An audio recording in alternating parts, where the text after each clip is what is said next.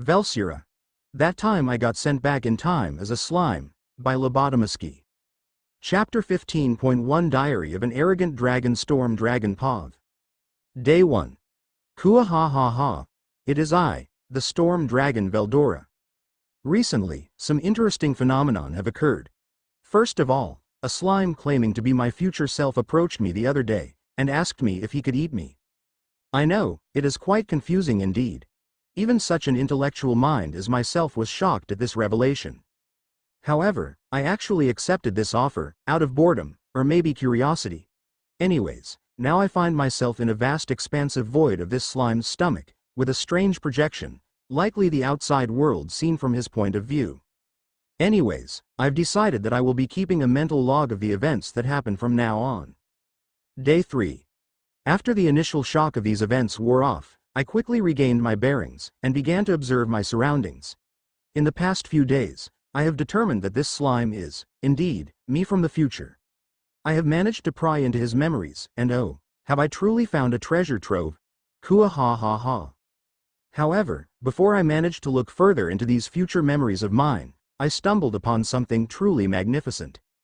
I must inquire further. Day 6. Kua ha ha ha. These things are truly amazing. From my other self's memories, I have discovered these heavenly scriptures known as manga, and they are truly amazing indeed. On a side note, my other self frequently sulks to himself, lamenting at the fact that he cannot read manga without first acquiring a material known as paper. Fortunately for myself, I am able to manifest this paper inside of my stomach, allowing me to read this manga to its full experience, as described by my other self. I truly pity you, me. Day 9. I have been observing my other self make his way to the surface for the past days. He infrequently encounters monsters and beasts spawned from my magicules. At first, I wondered how, in his weakened state, he would be able to efficiently dispatch of these beasts, ranked as A by the humans of this world. Of course, I could only think of using large-scale, magicules-based attacks, but that was only possible due to my immense mana supply. Without it, I discovered, I would be weak. However, my other self proved to be far greater than I anticipated. Instead of using a pure magicule discharge, he instead swiftly decapitates the snake using a blade of water, without even giving the monster a moment to react. It was at this moment that I realized how foolish I was to believe that simply attacking without strategy would allow me to defend myself against my sisters. It is decided then, I shall devote myself to learning and observing from this wiser me, who has defeated Sister Velgrund. Day 15/16. Embarrassingly enough, I, the humble storm dragon, have lost track of time. Recently, I have devoted myself to the reading of the holy scriptures of manga in hopes of rising above my foolish self. However, due to that, I have neglected to count the days that have passed. Day 15/16+1. How exciting! It seems my other self has come across other beings. After many days of wandering around in the dark caverns, he finally arrived at the exit to this cave that has sealed me for 300 years. And immediately upon arriving, he encountered a trio of humans.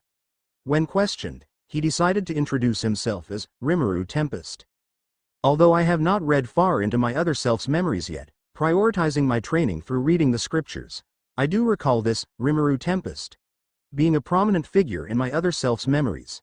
Now that I mention it, I do recall my other self mentioning that his name was Veldora Tempest. This is a matter that must be investigated as soon as possible. After Veldora finishes reading the next 5 volumes of manga.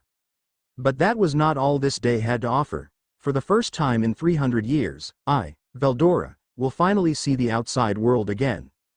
But, instead of choosing a scenic location to bathe in the warmth of my first sunlight in 300 years, he chooses to immediately head for a densely wooded area. How could you? HRK. Nevertheless, the brief glimpse of my forest that I saw satisfied me for now. I shall return to reading the scriptures and observing my other self's adventures. Day 15/16+2. It appears my other self has acquainted himself with a group of goblins. I have no disdain for goblins as a race, but they're simply insignificant to grandiose beings such as I imagine my surprise when my other self went out of his way to save a group of them. However, that was not all. He further went on to follow the goblins to their village, and even pledged that he will aid them in an upcoming fight. Since I am not one to break promises, I do not believe that he is bluffing, but it truly perplexes me. Why would a great being such as myself go out of his was to save insignificant beings like goblins? However, up until this point, my other self has proven himself both wiser and more capable than me in every situation. I shall continue to observe his actions with an open mind.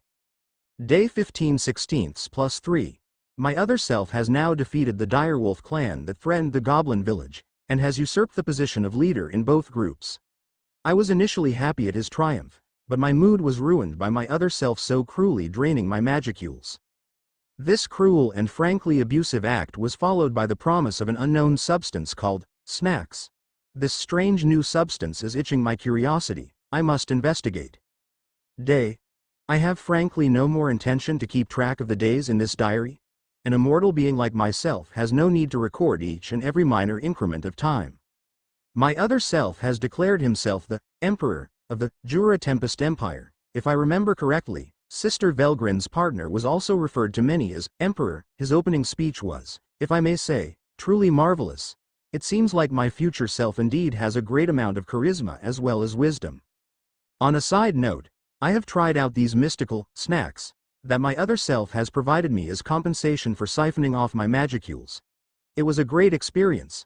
I have never been so interested in food before my imprisonment, as I did not need it to survive, but this experience has proved to me that such pleasures as food are truly not to be ignored. I can only pity my other self, who, in his current state, is unable to taste the delicacies which I have here. Day. It appears my other self has decided to travel to the armed nation of Dwargon. Prior to my imprisonment, I enjoyed frequently visiting the Cainit mountain range, of which Dwargon rests beneath, to assert my dominance over the lesser dragons inhabiting it. However, looking back on it, it was a foolish motive. Day. The king of Dwargon is an intimidating man. Immediately upon our arrival in Dwargon, we were singled out and brought before the king. The moment I entered the room, I felt my mental space invaded. This man, this lowly dwarf, dared to enter the mind of the great storm dragon forcefully. I shall grant you the mercy of a quick death. However, my other self was unbothered by the fact, instead lamenting that this dwarf king had discovered his identity by invading my mind. I would have lashed out, attacked him on the spot, but my other self did not. Then, I realized why. It was my fault. Why should the storm dragon, the most feared of all, not even have the adequate mental defenses to counter the attack of a mere dwarf? Truly, my future self is so much wiser than I. I must not fall here. I shall definitely improve my mental defenses, through the devoted reading of the Holy Scriptures. Hua ha ha ha. Day. A few days prior, my other self had successfully secured his desired group of craftsmen. On a further note, we have managed to form a limited means of communication between myself and my other self. He has promised me that he will teach me something he calls the Veldora killing arts. I previously undersold the value of a cohesive form of combat arts, but I recently learned of its importance. From the name alone, I can tell that these Veldora killing arts must truly be a deadly form of combat. I can't wait to see it in action. However, he tells me that before he can teach me the arts, there is someone he must save. Day. Shizu. That is the name of the human whom my other self desperately wants to save. He first found Shizu being chased by a group of giant ants, along with the trio of adventurers we encountered the other day in the cave. In a dazzling performance, he saved the struggling Shizu like a handsome prince rescuing the damsel in distress, whatever that means. From there on, my other self and Shizu had an emotional conversation, of which my other self divulged some more important information that could help me decipher the secret identity of this Rimuru Tempest. A.N. He could have simply looked into Veldora's memories, but in classic Veldora fashion, he forgot about it because he was too distracted by manga. Day. This was truly a hectic day. Of course, it doesn't compare to the grand battles I fought back in my day, but it was still entertaining.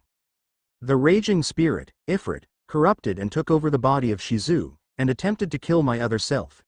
It was in this fight that I managed to witness the true beauty of the Veldora killing arts. I must learn these arts as soon as possible. After my other self subdued the spirit, he sent me a message telepathically. He wanted me to show Ifrit his memories, specifically, his memories of Ifrit. An interesting request, for sure, but I have matured enough to know that whatever my other self says, is right. Hua ha ha ha. Very well then. Little Ifrit, I shall teach you the greatness of Veldora and manga.